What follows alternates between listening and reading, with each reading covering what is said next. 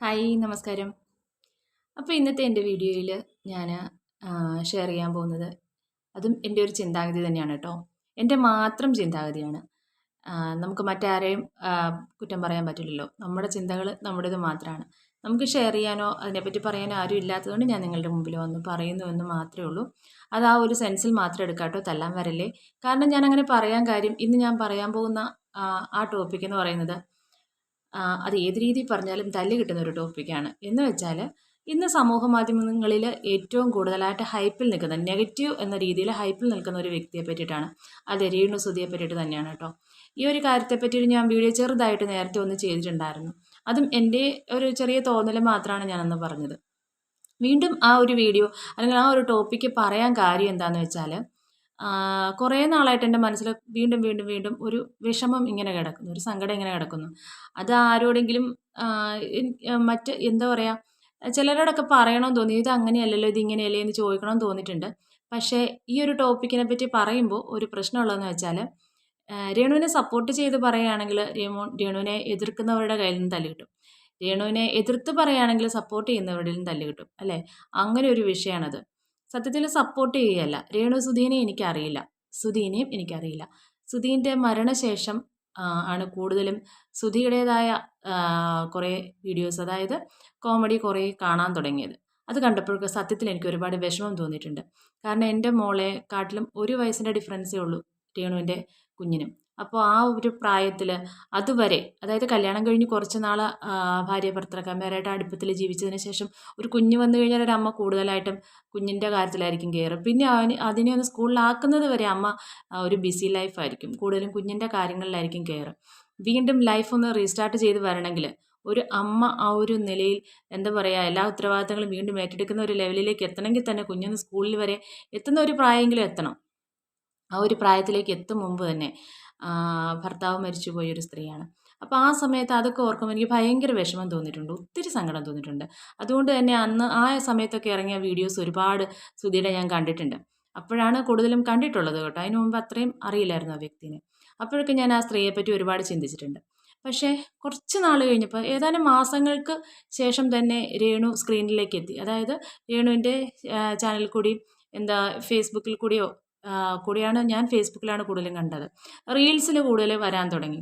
അപ്പോഴൊക്കെ എനിക്ക് സന്തോഷം തോന്നി. കാരണം സന്തോഷത്തിൽ ഉപരി നമുക്ക് ആ ഒരു മാനസികാവസ്ഥ മനസ്സിലാക്കാം. കാരണം ഒറ്റപ്പെട്ട് ജീവിക്കുന്ന ഒരു സ്ത്രീ, അവർക്ക് അധികം നാൾ അങ്ങനെ, എന്താ പറയുക, ഒറ്റയ്ക്ക് അങ്ങനെ ഇരിക്കാൻ പലർക്കും ബുദ്ധിമുട്ടാണ്. മരിച്ച് ആ ഒരു വിഷമത്തിൽ അതിൽ നിന്ന് പുറത്തു വരാനായിട്ട് ആഗ്രഹിക്കും. പണ്ടത്തെ കാലം അല്ലല്ലോ ഇന്നത്തെ കാലം. കൂടുതലും പബ്ലിക്കിലേക്ക് ഇറങ്ങാനായിട്ടല്ല, എല്ലാവർക്കും അവരുടെ മനസ്സിലെ വിഷമങ്ങൾ എവിടെയെങ്കിലും കൊണ്ട് ഒഴുക്കി കളയാൻ അല്ലെങ്കിൽ മറക്കാൻ വേണ്ടിയിട്ടാണ്. ശരിക്കും അതാണ് വേണ്ടത് കേട്ടോ. നമ്മൾ അതിൽ വീണ്ടും വീണ്ടും കിടന്ന് വിഷമിക്കുന്നതിനേക്കാൾ നല്ലത് നമുക്ക് എന്തെങ്കിലും ചെയ്യാൻ പറ്റുന്ന കാര്യങ്ങൾ നമ്മൾ ചെയ്ത് അതിലങ്ങോട്ട് ആക്റ്റീവ് ആകുക എന്നുള്ളതാണ്. വിഷമത്തിൽ കിടന്നിട്ട് ഒരു കാര്യമില്ല. പ്രത്യേകിച്ചും ആ സ്ത്രീ വിഷമത്തിൽ കിടന്നിട്ട് യാതൊരു കാര്യവുമില്ല.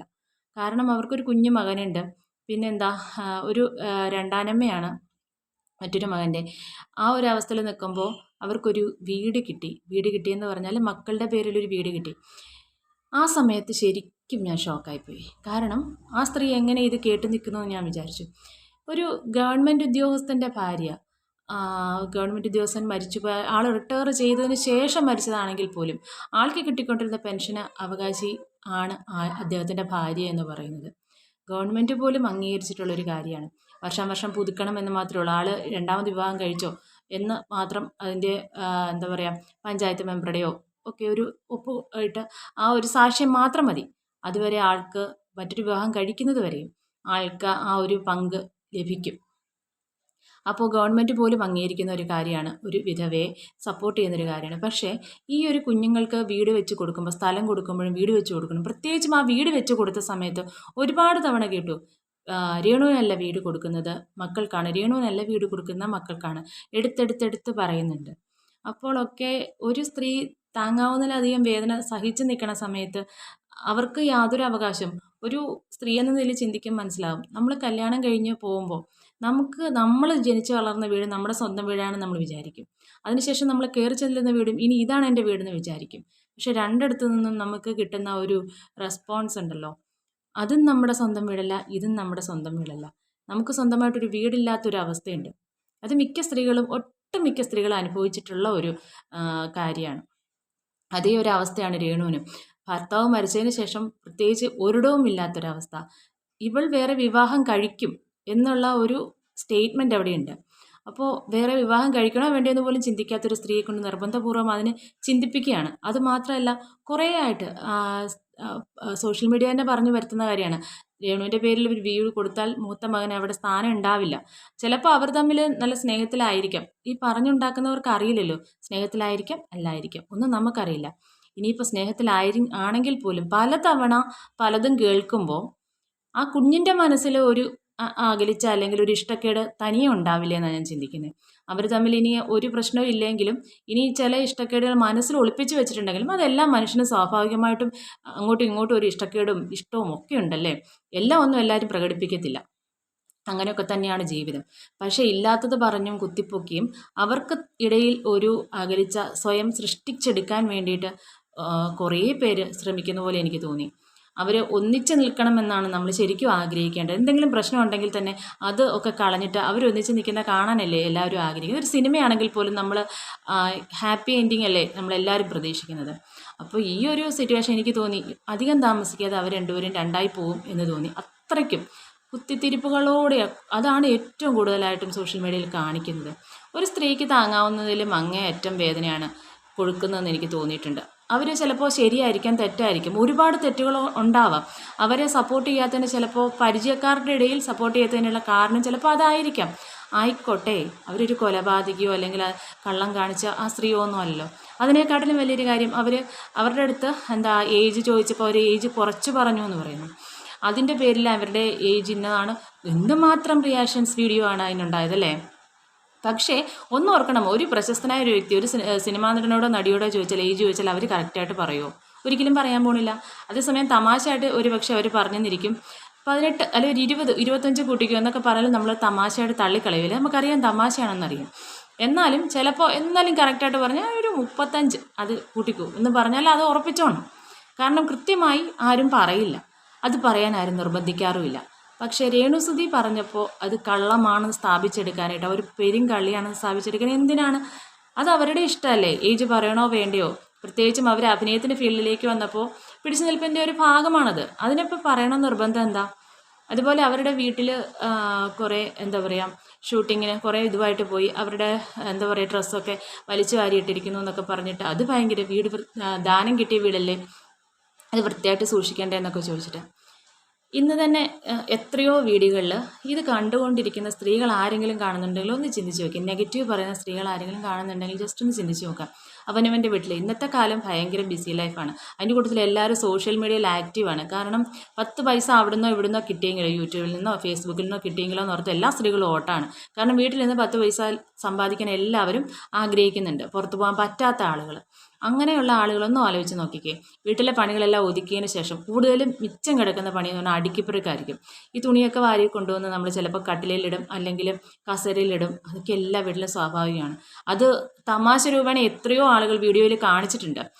പെട്ടെന്നൊരു ഗസ്റ്റ് കയറി വന്നാൽ ഓടി ചെന്നിട്ട് എല്ലാം വലിച്ചു വാരി ഏതെങ്കിലും ഒരു മുറിയിൽ കൊണ്ട് വെച്ചിട്ട് ആ റൂം അടച്ചിടുക വരെ ചെയ്യും. കാരണം അത്ര അലങ്കോലപ്പെട്ടായിരിക്കും കിടക്കുന്നത്. എപ്പോഴും അങ്ങനെ ആയിരിക്കണമെന്നില്ല. കാരണം ഇച്ചിരി ഫ്രീ ടൈം കിട്ടുമ്പോൾ അവർ കൂടുതലും ഫോണിലേക്കായിരിക്കും. ഫോണിൽ കൂടുതൽ ടൈം സ്പെൻഡ് ചെയ്യുന്ന 10 പൈസ ഉണ്ടാക്കാൻ വേണ്ടിയിട്ടായിരിക്കാം. അങ്ങനെ ചെയ്യുന്ന ആളുകളാണ് നമ്മളെല്ലാവരും. പ്രത്യേകിച്ചും രേണു എന്ന് പറയുന്ന വ്യക്തി, ആ വീടിൻ്റെ അവകാശി രേണുവിൻ്റെ മക്കളാണ്. രേണു ആ വീട്ടിലുണ്ട്. അവരിപ്പോൾ ഷൂട്ടിങ്ങിനൊക്കെ പോകുന്നതാണ്. അടുക്കി പെറുക്കാനുള്ള സമയം ചിലപ്പോൾ ആൾക്ക് കിട്ടിയിട്ടുണ്ടാവില്ല. കിട്ടിയാൽ തന്നെ ചിലപ്പോൾ ലേസി മൂഡായിരിക്കാം. അവർക്ക് ഇഷ്ടമുള്ള സമയത്ത് അവരത് അടുക്കി പെറുക്കി വയ്ക്കും. അത് ഷൂട്ട് ചെയ്ത് സമൂഹ മാധ്യമങ്ങളിൽ കാണിക്കുന്നതല്ലേ തെറ്റെന്ന് പറയുന്നത്. നമ്മുടെ വീട്ടിൽ ഒരാൾ അതിക്രമിച്ച് കയറിയിട്ട് നമ്മുടെ വീട്ടിലെ മോശമായ ഭാഗം മറ്റുള്ളവരെ കാണിച്ചാൽ നമുക്ക് ഇഷ്ടപ്പെടില്ല. അതുപോലെ തന്നെയല്ലേ അവരും. പക്ഷേ അവർ പലയിടത്തും ഞാൻ കണ്ടിട്ടുണ്ട് ഇതിനു മുമ്പ്, ഈ അടുത്തിടയിലാണ് കൂടുതലും റിയാക്ട് ചെയ്യുക. അതിനു മുമ്പ് അവർ എന്ത് ചോദിച്ചാലും ചിരിച്ചുകൊണ്ട് മറുപടി പറയും.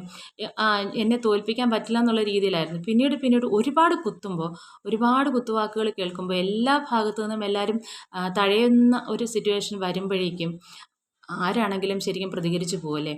നമ്മളാണെങ്കിലും അങ്ങനെയല്ലേ. എന്നിട്ട് അവർ പ്രതികരിക്കുമ്പോൾ അഹങ്കാരമായിട്ടും വായിട്ടലയ്ക്കുന്നതായിട്ടും ഒക്കെ അങ്ങോട്ട് ചിത്രീകരിച്ചേക്കാണ്. നമ്മളൊന്ന് സ്വയം ചിന്തിച്ച് നോക്കുക. നമ്മളാണെങ്കിലും ഒരു പരിധി കഴിഞ്ഞ് കഴിഞ്ഞാൽ നമുക്കും കൺട്രോൾ പോകുന്നൊരവസ്ഥ ഇല്ലേ? തീർച്ചയായിട്ടും ഉണ്ട്. പ്രതികരിച്ചു പോവും. ആർക്കും എന്തും വിളിച്ച് പറയാം. അവർ എന്തൊക്കെ അനാവശ്യമാണ് പറയുന്നത് സോഷ്യൽ മീഡിയയിൽ കൂടെ. പല്ലിയെന്നോ അങ്ങനെയെന്നോ ഇങ്ങനെ കുറേ മോശമായിട്ട് എങ്ങനെയാണ് ഒരു വ്യക്തി ഇങ്ങനെ ഇൻസൾട്ട് ചെയ്യാൻ ചെയ്ത് സംസാരിക്കാൻ പറ്റുകയെന്ന് തോന്നിയിട്ടുണ്ട്. ഈ പറയുന്ന വ്യക്തികളെല്ലാം ഭയങ്കര അതിസുന്ദരന്മാരും സുന്ദരികളും ആണോ? ഇനി ആണെങ്കിൽ തന്നെ എന്താണ് സൗന്ദര്യം എന്ന് പറയുന്നത്? ദൈവം കൊടുക്കുന്നതാണ് അല്ലേ? ദൈവം തരുന്ന വരദാനാണ്. അല്ലാണ്ട് നമ്മുടെ കഴിവുകൊണ്ട് നമ്മൾ നേടിയെടുക്കുന്നൊന്നും അല്ലല്ലോ. പിന്നെ എന്താണ്, ഞാൻ നോക്കിയിട്ട് വലിയ കുറവൊന്നും ഞാൻ കാണുന്നില്ല കേട്ടോ. ഇനി നമ്മുടെ ഒരു വ്യക്തിയിൽ സൗന്ദര്യം കാണുക എന്ന് പറയുന്നത് തന്നെ അത് നമ്മുടെ മനസ്സിൻ്റെ ഒരു ഇതാണ്. നമ്മുടെ മനസ്സിന് സൗന്ദര്യമുണ്ട്, കാണുന്ന വ്യക്തിയിൽ നമുക്ക് സൗന്ദര്യം കാണാൻ സാധിക്കും. നമ്മുടെ മനസ്സ് സുന്ദരമല്ല എന്നുണ്ടെങ്കിൽ നമ്മൾ കാണുന്നതെല്ലാം വിരൂപമായിട്ടേ നമുക്ക് തോന്നുകയുള്ളൂ. അതാണ് മറ്റൊരു സത്യം എന്ന് പറയുന്നത്. പിന്നെ എന്തിനാണ് അവരെ ആ രീതിയിൽ അധിക്ഷേപിച്ചിട്ട് പോലും അവർ വീണ്ടും വളരെ പവറോടുകൂടി തന്നെ അവർ ഏറ്റെടുത്ത് ജോലി ചെയ്യുന്നുണ്ട്. പിന്നെ ഒരു കാര്യം, അവരുടെ അഭിനയം മോശമാണെന്ന് പറഞ്ഞിട്ട് കുറ്റം പറയുന്നവരുണ്ട്. ഈ അടുത്തിടയിൽ ഒരു സുധിയോടൊപ്പം അഭിനയിച്ച ഒരു ഷോർട്ട് ഫിലിമിൻ്റെ കുറച്ച് ഭാഗങ്ങൾ കാണാനിടയായി. എത്ര ഭംഗിയായിട്ട് അവരാണ് അവർ ചെയ്തിരിക്കുന്നത് അല്ലേ? പക്ഷെ അതിൻ്റെ താഴെ വന്ന കമൻറ്റ് കുറേ പേര് അപ്രീഷിയേറ്റ് ചെയ്യുന്നതിനോടൊപ്പം സുധി ഉണ്ടായിരുന്നപ്പോൾ എത്ര അച്ചടക്കത്തോടു കൂടിയാണ് ആ സ്ത്രീ ചെയ്യുന്നതെന്ന് നോക്കിക്കേ. ഇപ്പോൾ സുധി ഇല്ലാത്തപ്പോൾ കെട്ടഴിച്ചു വിട്ട പോലെയാണ് അവൾ പെരുമാറുന്നതെന്ന് പറയുന്നത്. പക്ഷേ ഒന്ന് ഓർത്ത് നോക്കണം, ആ സമയത്ത് ആ ഡയറക്ടർ എത്ര ഭംഗിയായിട്ടായിരിക്കും അവർക്ക് കാര്യങ്ങൾ പറഞ്ഞു കൊടുത്തിരിക്കുന്നതെന്ന് ആലോചിച്ച് നോക്കണം. മറ്റ് അവർ നെഗറ്റീവ് രീതിയിൽ, അതായത് അവരുടെ റീൽസ് കണ്ടിട്ട് അതിലൊരു നെഗറ്റീവ് കൂടുതൽ പറയുന്നു. റീൽസിലൂടെയാണ് കൂടുതലും അവർ എന്താ പറയുക നെഗറ്റീവ് കിട്ടാൻ തുടങ്ങിയത്. ആ സമയത്ത് ഇവരെ ഇറക്കിയാൽ കളിച്ചാൽ കുറച്ച് കാശുണ്ടാക്കാമെന്ന് വിചാരിച്ചിട്ട് അവരെ കൊണ്ട് ചെയ്യിപ്പിച്ച കുറേ ആളുകളുണ്ടെന്നാണ് എനിക്ക് തോന്നുന്നത്. അവർക്ക് നല്ലത് ചിലപ്പോൾ പറഞ്ഞും കൊടുത്തിട്ടുണ്ടാവില്ല. കാരണം ഈ രീതിയിൽ നിന്ന് പോയാൽ കുറച്ച് ചീത്തവിളി നെഗറ്റീവ്സ് കൂടുതൽ കിട്ടും. ആ നെഗറ്റീവ്സ് റീച്ചിലേക്ക് എത്താനും പൈസ ഉണ്ടാക്കാനും പറ്റും എന്ന് വിചാരിച്ചിട്ടായിരിക്കാം കുറേ ആളുകൾ തിരുത്തി കൊടുക്കാതിരിക്കുന്നതെന്ന് തോന്നുന്നുണ്ട്. കാരണം മറ്റേ ആ ഷോർട്ട് ഫിലിം കണ്ടാൽ അറിയാം അവർക്ക് കഴിവുണ്ട്, കഴിവില്ലാഞ്ഞിട്ടല്ല. നല്ല രീതിയിൽ പറഞ്ഞു കൊടുക്കാൻ കഴിയുന്ന ഒരു ഡയറക്ടർ, നല്ല രീതിയിൽ അവർക്ക് അതിനേക്കാട്ടിലും വലിയൊരു കാര്യം എന്ന് പറയുന്നത് മനസ്സുകൊണ്ട് ശാന്തമാണെങ്കിൽ നല്ല രീതിയിൽ എല്ലാം ചെയ്യാൻ സാധിക്കും. മനസ്സ് വളരെ കലുഷിതമാണെങ്കിൽ ഒന്നും ചെയ്താൽ ശരിയാവില്ല അല്ലേ? അപ്പോൾ അവരൊക്കെ ഒരുപാട് മാനസികമായിട്ട് ബുദ്ധിമുട്ട് ജനങ്ങൾ തന്നെ ഉണ്ടാക്കി കൊടുക്കുമ്പോൾ അവർക്ക് എങ്ങനെ നല്ല രീതിയിൽ ചെയ്യാൻ പറ്റും എന്ന് ഞാൻ ചിന്തിച്ചിട്ടുണ്ട്. എന്നിട്ടും അവർ വിട്ടുകൊടുക്കാതെ മുന്നോട്ട് പോകുന്നുണ്ട്. അതുപോലെ തന്നെ അവരുടെ വീട്, അവർ എന്താ പറയുക ഒരു പത്രസമ്മേളനം വിളിച്ചു വരുത്തിയിട്ടൊന്നും അല്ല അവർ പറഞ്ഞത് അവരുടെ വീടിനെ പറ്റിയിട്ട് ചോർന്നൊലിക്കുന്നുവെന്ന്. അവരോട് ആരോ ചോദിച്ചു. അവർ സാധാരണ നാട്ടിൻപുറത്തെ ആളാണ്. അവർക്ക് എങ്ങനെ പെരുമാറണമെന്ന്, എങ്ങനെ സംസാരിക്കണം, എവിടെ സംസാരിക്കണമെന്ന് അറിയില്ലായിരിക്കാം. പക്ഷേ അതിലൊരു സത്യമുണ്ട്. ഇത്രയും കാലമായിട്ട് അവരൊരിടത്തും പറയാത്തൊരു കാര്യം. ആ വീട് വെച്ച സംഘടനയിലെ ആൾ തന്നെ പറയുന്നുണ്ട്, അത് പറഞ്ഞ് ഇത് പറഞ്ഞൊക്കെ അവരെ വിളിക്കുന്നുണ്ടെന്ന് പറയുന്നു. ഒരു തവണയെങ്കിലും അവിടെ പോയി ചോദിച്ച്, അവിടെ പോയി നേരിട്ട് കണ്ട് അതിന് പരിഹാരം കാണുന്നതിന് പകരം അവരെ കൂടുതലും പ്രകോപിപ്പിച്ച പോലെ എനിക്ക് തോന്നിയിട്ടുണ്ട്. കാരണം ആ വീട് വെച്ചതിൻ്റെ പേപ്പറുകൾ അവർക്ക് കൈമാറിയിട്ടില്ല എന്ന് അവർ പറയുന്നുണ്ട്. ചിലപ്പം അതിൻ്റെ വൈരാഗ്യവും ദേഷ്യവും അവരുടെ മനസ്സിലുണ്ടായിരുന്നിരിക്കാം. അതുകൊണ്ടായിരിക്കും ഒരാൾ ചോദിച്ചപ്പോൾ വീട് ചോർന്നൊലിക്കുന്നുണ്ട്, വീടിന് ഇങ്ങനെ അപാകതകളുണ്ടെന്ന് പബ്ലിക്കായിട്ട് ചിലപ്പോൾ പറയേണ്ടി വന്നത്. നേരിട്ട് പലതവണ പറഞ്ഞിട്ടും അവരത് ചെയ്യുന്നില്ല എന്ന് തോന്നിയിട്ടുണ്ടാകും. അവരെ കൊണ്ട് തന്നെ ചെയ്യിപ്പിക്കുന്നതിൻ്റെ കാരണം ചിലപ്പോൾ ആ ഒരു വീട് പണിത സമയം തൊട്ട് അവർക്കതിൽ പ്രശ്നങ്ങൾ തോന്നിയിട്ടുണ്ടെന്ന് പറയുന്നുണ്ട്. അത് മാത്രമല്ല, അങ്ങോട്ടും ഇങ്ങോട്ടും ആ സമയം തൊട്ട് ഒരു ഈഗോ ക്ലാഷ് ഉള്ളതായിട്ട് തോന്നിയിട്ടുണ്ട്. അല്ലാണ്ട് പിന്നീട് ഉണ്ടായതല്ല. വീട് വെച്ച സമയം തൊട്ട് അങ്ങോട്ടും ഇങ്ങോട്ടും ഒരു ദേഷ്യം. അത് ആദ്യത്തെ സമയം ഞാൻ ഓർക്കുന്നുണ്ട്. ലക്ഷ്മി നക്ഷത്രമായിട്ടായിരുന്നു പ്രശ്നം. അവരവിടെ പോയി വീഡിയോ എടുത്തു എന്നൊക്കെ പറഞ്ഞിട്ടായിരുന്നു. ലക്ഷ്മി രേണുവിനെയൊക്കെ ഒരുപാട് സപ്പോർട്ട് ചെയ്യുകയും ഒരുപാട് ഹെൽപ്പ് ചെയ്യുകയും ചെയ്തിട്ടുണ്ട്. പിന്നീട് ഈ വീട് വെച്ച ആളുകളാണ് കൂടുതലും ലക്ഷ്മിക്കെതിരെ പറയുകയൊക്കെ ചെയ്തതെന്നാണ് എൻ്റെ ഓർമ്മ. അങ്ങനെയല്ല എന്നുണ്ടെങ്കിൽ ക്ഷമിക്കണം കേട്ടോ. അപ്പോൾ ആ ഒരു സമയത്ത് ലക്ഷ്മി അതെല്ലാം ഇട്ടിട്ട്, അതുപോലെ പെർഫ്യൂം ഉണ്ടാക്കിയതിൻ്റെ പേരിലൊക്കെ ലക്ഷ്മി കുറേ ചീത്ത കേട്ടിട്ടുണ്ട്. ലക്ഷ്മി നക്ഷത്ര അവർ പെട്ടെന്ന് തന്നെ ആ ഒരു ഭാഗം വിട്ട് രേണുവിനെ ഉപേക്ഷിച്ച് ആ ഒരു കണ്ടൻറ്റും വിട്ട് അവരവിടെ നിന്ന് ഓടിപ്പോയിട്ടുണ്ട്. പിന്നീട് അവരതിനെ കുറിച്ചൊന്നും പറയാനോ ചെയ്യാനോ വന്നിട്ടേ ഇല്ല. നല്ല കാര്യം തന്നെയാണ്. പിന്നീട് ഫുള്ളും രേണുവിൻ്റെ മാത്രം തലയിലാവുകയായിരുന്നു ചെയ്തല്ലേ. അപ്പോൾ കൂടുതൽ ഈ പ്രശ്നങ്ങളെല്ലാം ഉണ്ടായപ്പോഴും രേണുവിന് അവകാശമില്ല ആ വീട്ടിൽ എന്ന് ഒരുപാട് തവണ പറയുമ്പോഴും സത്യം പറഞ്ഞാൽ ഏതൊരാളും ആ വീട് വിട്ട് ഇറങ്ങിപ്പോവും. അവർക്ക് നന്നായിട്ടറിയാം അവർ ഒരുപാട് കഷ്ടപ്പെട്ടാൽ. ഈ പറയുന്നത് പോലെ കുഞ്ഞിനെയും കൊണ്ട് കുറേ ആളുകൾ ചോദിക്കും, ഞങ്ങളൊക്കെ എന്താ മക്കളെ വളർത്തുന്നില്ല, ജോലി സ്ഥലത്ത് ഞങ്ങൾ കുഞ്ഞുങ്ങളെ കൊണ്ടുപോയാണ് ചെയ്യുന്നത്, അവർക്ക് കൊണ്ടുപോകാൻ പാടില്ലേ? ആ കുഞ്ഞ് സ്കൂളിൽ പോണ കുട്ടിയല്ലേ. സ്കൂളിൽ പോകുന്ന കുട്ടിയെയും കൊണ്ട് എന്നും ഷൂട്ടിങ്ങിന് പോകാൻ പറ്റുമോ? അവന് സ്കൂളിൽ പോകണ്ടേ? ഇപ്പം ഞാനൊക്കെ ആണെങ്കിലും കുഞ്ഞുള്ളത് കൊണ്ടാണ്, കുഞ്ഞിനെ നോക്കാൻ ആരും ഇല്ലാത്തതുകൊണ്ട്, നാട്ടിലാണ് എല്ലാവരും, നമ്മളിവിടെ ഒറ്റയ്ക്ക് ജീവിക്കുന്നത് കൊണ്ട് നമ്മുടെ കുഞ്ഞിനെ നോക്കേണ്ട ഉത്തരവാദിത്വം നമുക്കുണ്ട്. അപ്പം നമ്മളെന്ത് ചെയ്യും? നമ്മൾ വീട്ടിൽ തന്നെ ഇരിക്കും, വേറൊരു നിർവാഹവുമില്ല.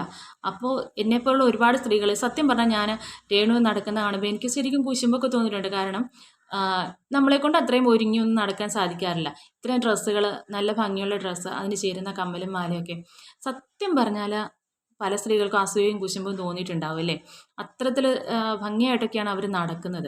ആ ഒരു കുശുമ്പ് എന്ന് പറയുന്നത് മനുഷ്യ സഹജമാണ്. പക്ഷെ ആ ഒരു കുശുമ്പ് അവരുടെ മുഖത്ത് നോക്കിയിട്ട് പറയാൻ പറ്റുന്ന, അയ്യോ ശരിക്കും പറഞ്ഞാൽ നീ ഭാഗ്യവതിയാണ്, എനിക്കിങ്ങനെ നടക്കാനെങ്കിലും പറ്റുന്നുണ്ടല്ലോ എന്നുള്ള മുഖത്ത് നോക്കി പറയാൻ പറ്റാവുന്ന കുശുമ്പുകളെ ഒരു മനുഷ്യനുണ്ടാവുള്ളൂ. ആ കുശുമ്പൊക്കെ മനസ്സിൽ വെച്ചിട്ട് ഒരിക്കലും ഒരാളെ എന്താ പറയുക, ഇടിച്ച് താഴ്ത്തരുത്. ഒരുപാട് അങ്ങട് മനസ്സുകൊണ്ട് വേദനിപ്പിച്ച് അവരെ ഒരു എന്താ പറയുക, ആത്മഹത്യയിലേക്ക് എത്തിക്കരുതെന്നാണ്. ശരിക്കും പറഞ്ഞാൽ അവരൊന്ന് സൂയിസൈഡ് ചെയ്തു പോയാൽ എന്ത് ചെയ്യും? ഇപ്പോൾ അവർക്കെതിരെ ഇപ്പം ഞാൻ ഈ വീഡിയോ ഇടാൻ കാര്യം തന്നെ, പറയാൻ കാര്യം തന്നെ, ഇന്നലെ ഞാൻ കണ്ടു ആ വീട് വെച്ച് കൊടുത്ത ആൾ പറഞ്ഞു ഇനി ഒന്നിനും ഇല്ല. ആൾ ആദ്യം പറഞ്ഞു യാതൊരു പ്രശ്നങ്ങളും ഇല്ല എന്ന് പറഞ്ഞു. പിന്നീടെല്ലാം ഏറ്റെടുത്തു. പിന്നീട് അവിടെ പോയി എല്ലാം ശരിയാക്കി എന്ന് പറഞ്ഞു. സത്യത്തിൽ ആ വീട് കണ്ടപ്പോഴേ എനിക്ക്, ആദ്യം വെച്ചപ്പോഴേ ആ മുകളിലത്തെ ലൂവർ കണ്ടപ്പോഴേ തോന്നി, മേൽക്കൂരയുടെ ഭാഗത്ത് അങ്ങനെ അത്രയും വലിയ അഴിയിട്ടാൽ വെള്ളം അകത്തേക്ക് കയറില്ലേ എന്ന് സ്വാഭാവികമായി ഒരുപാട് പേര് ചിന്തിച്ചിട്ടുണ്ടല്ലോ. അതുപോലെ ഞാനും ചിന്തിച്ചിട്ടുണ്ട് കേട്ടോ. അത് അങ്ങനെ ചെയ്തു വെച്ചപ്പോൾ അവിടെ ഒരു ഗ്ലാസ് ഒട്ടിക്കേണ്ടതായിരുന്നു. അത് അവർക്ക് തന്നെ അറിയാം. പിന്നെ ജിപ്സം പ്ലാസ്റ്ററിങ്ങിനെ പറ്റി അത് ചെയ്ത് വെച്ചിട്ടുണ്ട്. അവർക്കറിയില്ല ഇന്ന കാരണം കൊണ്ടാണ് പൊളിഞ്ഞു പോകുന്നതെന്ന്. പക്ഷേ ചെയ്ത ആൾക്കാർക്ക് അറിയാമല്ലോ അത് ഇന്ന കാരണം കൊണ്ടാണ് പൊളിഞ്ഞു പോകുന്നതെന്നല്ലേ. അപ്പോൾ അത് ജിപ്സത്തിൻ്റെ നമ്മളൊരു സീലിംഗ് ചെയ്താൽ പോലും മഴവെള്ളം വീഴുന്ന ഭാഗത്താണെങ്കിൽ പൊളിഞ്ഞു വീഴാറുണ്ട്. അതുകൊണ്ട് ഇപ്പോൾ ആരും അങ്ങനെ ചെയ്യുന്നില്ല എന്നാണ് എനിക്ക് തോന്നുന്നത് ജിപ്സം. അപ്പോൾ ആ ഒരു സംഭവം കൊണ്ട് എന്താ പറയുക, ചുമരുകളൊക്കെ ചെയ്ത് കഴിഞ്ഞാൽ ആണി അടിക്കാനുള്ള ബുദ്ധിമുട്ട് അത് അവർക്കറിയില്ലാത്തത് കൊണ്ട് അവർ ആ രീതിയിൽ പറഞ്ഞു. പക്ഷെ ചെയ്യിച്ചവർക്ക് അറിയാമായിരുന്നല്ലോ. അപ്പോൾ ഇങ്ങനെ ചെയ്തിട്ടുണ്ടെങ്കിൽ അവരെ കൂടുതലും വിഷമിപ്പിക്കാതെ ഇന്നതാണ് കാര്യം, അതുകൊണ്ടാണ് നമ്മുടെ കയ്യിൽ ഇത്രയേ ഉള്ളൂ, അവരെ ഒന്ന് പറഞ്ഞ് സോഫ്റ്റാക്കി എടുക്കാമായിരുന്നു വേണമെങ്കിൽ. കാരണം അവരത് പറയാൻ കാര്യം എന്താണെന്ന് വെച്ചാൽ അത് അഹങ്കാരം കൊണ്ടല്ല. അവർക്ക് എന്തായാലും ഫ്ലവേഴ്സ് TV വീട് വെച്ച് കൊടുക്കുമെന്ന് ആദ്യമേ പറഞ്ഞിരുന്നു. അപ്പോൾ അവർ നല്ല രീതിയിൽ അല്ലെങ്കിൽ പറ്റുന്ന രീതിയിൽ അവർ വെച്ച് കൊടുത്തേനെ. ആ സമയത്ത് ഈ ഒരു സംഘടന ഏറ്റെടുത്താണ് ഈ ഒരു കാര്യം എന്നാണ് ഞാൻ ആ സമയത്ത് തന്നെ ഞാൻ കേട്ടതാണ്. ഈ സംഘടനയിലെ ഗ്രൂപ്പിൽ ഞാനും മെമ്പറായിരുന്നു കേട്ടോ. അതുകൊണ്ട് ഞാനും അറിഞ്ഞിട്ടുണ്ട് കേട്ടോ. ആ സമയത്ത് അതിൽ അനൗൺസ്മെൻ്റ് ഒക്കെ വന്നിരുന്നു. നമ്മൾ അതിനുള്ള അപേക്ഷ കൊടുത്തിട്ടുണ്ട്, അവർ അംഗീകരിക്കുകയാണെങ്കിൽ നമുക്ക് തന്നെ വീട് വെച്ച് കൊടുക്കാമെന്നൊക്കെ പറയുന്നുണ്ട്. പറ്റുമെങ്കിൽ മാത്രം ചെയ്താൽ മതിയായിരുന്നു എന്നാണ് എനിക്ക് തോന്നുന്നത്. കാരണം അല്ലെങ്കിൽ മറ്റാരെങ്കിലും ചെയ്തു കൊടുത്തേനെ. അത് തന്നെ അവർക്കും തോന്നി ചിലപ്പോൾ. ഏതായാലും അവരുടെ വീടല്ല, അവരുടെ മക്കൾക്കുള്ള വീടാണെന്ന് ആവർത്തിച്ച് പറയുന്നുണ്ട്. പക്ഷെ മക്കളത് പറയുന്നില്ല എന്ന് വെച്ചിട്ട് അവർക്കൊരു കിട്ടിയ വീടിനെ പറ്റിയിട്ട് അത് അവരെ ഒരുപാട് വിഷമിപ്പിക്കുന്ന രീതിയിൽ വീടും കൊടുത്തു. അവരെ ഒരുപാട് വിഷമിപ്പിക്കുന്ന രീതിയിൽ അവരെ കൂടുതൽ പറഞ്ഞപ്പോൾ മാത്രമാണ് അവർ പ്രതികരിച്ചതെന്ന് എനിക്ക് തോന്നുന്നു. പിന്നെ ഇപ്പോൾ പ്രതികരിക്കുന്നതും ആ രീതിയിൽ തന്നെയാണ് കൂടുതലും. അവർ മനസ്സുകൊണ്ട് ശാന്തമായ രീതിയിൽ ചിന്തിക്കാനോ പറയാനോ പറ്റാത്തൊരു മാനസികാവസ്ഥയാണ് അവർക്കെന്ന് എനിക്ക് തോന്നിയിട്ടുണ്ട്. എന്തായാലും ഒന്നേ പറയാനുള്ളൂ, തെറ്റുകൾ എല്ലാവരുടെയും ഭാഗത്തുണ്ട്. പിന്നെ ഒരു കാര്യം, ഞാൻ രണ്ടാം ഭാര്യയാണെന്ന് പറഞ്ഞൊരു സ്ത്രീ പുറത്തു വന്നു അവരെ നാണം കെടുത്തി എന്നൊക്കെ പറയുന്നു. സത്യം പറഞ്ഞാൽ അവരെ നാണം കെടുത്തത് അവർ മാത്രമാണെന്ന് എനിക്ക് തോന്നുന്നത്. രേണു ഒരിടത്തും ഈ രണ്ടാം ഭാര്യയുടെ കാര്യം പറഞ്ഞിട്ടില്ല, സുധി പറഞ്ഞിട്ടില്ല എന്ന് അവരും പറയുന്നുണ്ട്. രേണു ഇടയ്ക്ക് കയറിയപ്പോഴാണ് അവരുടെ ബന്ധം വഷളായതെന്നും അതുകൊണ്ടാണ് ഞങ്ങൾ ഡിവോഴ്സിലേക്ക് പോയതെന്നും ഒക്കെ പറയുന്നുണ്ട്. ഡിവോഴ്സ് ചെയ്യുന്ന സമയത്ത് ഞാനും സുധിയും തമ്മിലൊരു എഗ്രിമെൻ്റ് ഉണ്ടായിരുന്നു, ഞങ്ങളുടെ റിലേഷൻഷിപ്പിനെ പറ്റി ഇങ്ങനെ ഒരു ബന്ധമുള്ളതായി പുറത്ത് പറയില്ല, കാരണം പിന്നീട് പ്രശസ്തരായി കഴിഞ്ഞാൽ അത് നാണക്കേട് ഉണ്ടാക്കും എന്നുള്ളത് കൊണ്ട് അങ്ങനെ പറഞ്ഞു എന്നൊക്കെ പറയുന്നുണ്ട്. അപ്പോൾ ആ ഒരു വാക്ക് പാലിക്കുകയല്ലേ സുധി ചെയ്തത്. ആദ്യത്തെ ഭാര്യയെ പറ്റിയും പിന്നീട് നിയമപരമായി കല്യാണം കഴിച്ച രേണുവിനെ പറ്റിയും മാത്രമേ പറഞ്ഞുള്ളൂ. ഒഴിവായി പോയ വ്യക്തി എന്നെപ്പറ്റി പറയരുതെന്ന് പറഞ്ഞു, ആരുടെ അടുത്തും പറഞ്ഞില്ല. രേണുവും അത് തന്നെ ചെയ്തു. പിന്നീട് അവർ പറയുന്നുണ്ട്, ഏതോ ഒരു സ്ത്രീ അവരുടെ അടുത്ത് പോയി ചോദിക്കുമ്പോൾ രേണു മോശമായി പറഞ്ഞു എന്ന് പറയുന്നുണ്ട്. ആ പറഞ്ഞ കാര്യം ആ കേട്ട സ്ത്രീയും അല്ലെങ്കിൽ ആ ചുറ്റുവട്ടത്ത് നിന്ന് ആൾക്കാരും അവർ ചെന്ന് ഈ രണ്ടാം ഭാര്യയോട് പറഞ്ഞതുകൊണ്ട് അവരും അറിഞ്ഞു, അല്ലാതെ നാട്ടുകാരും അറിഞ്ഞിട്ടുള്ള കാര്യമല്ല. പിന്നെ എന്തിനാണ് ചാനലിൽ കൂടി അവർ, അതും പ്രശസ്തയായ ഒരു സ്ത്രീയാണ് കേട്ടോ, ആ ചാനലിൽ കൂടെ ഒരു അവതാരികയാണത് പുറത്ത് കൊണ്ടുവന്നത്. അവർ നല്ല രീതിയിലൊക്കെ റിപ്പോർട്ടിങ് ചെയ്യുന്നൊരു വ്യക്തിയായിരുന്നു. സത്യത്തിൽ അയൽപക്കത്തോ അല്ലെങ്കിൽ അടുക്കളപ്പുറത്തോ ഒക്കെ പെണ്ണുങ്ങൾ കുശുമ്പും കുന്നായ്മയും പറയുന്ന ഒരു പരദൂഷണത്തിൻ്റെ ലെവൽ മാത്രമുള്ള ഒരു കേസ് എന്തിനാണ് ചാനലിൽ കൂടി പറഞ്ഞതെന്നറിയില്ല. വീണ്ടും അത് അവിടെ ഏക്കാഞ്ഞതുകൊണ്ട് വീണ്ടും ആ സ്ത്രീ മുഖം കാണിച്ച് വന്നു, വീണ്ടും വീണ്ടും വീണ്ടും ഇവരെ നാണം കെടുത്തിക്കൊണ്ടിരിക്കുന്നു. എന്തിനാണെന്ന് എനിക്കറിയില്ല.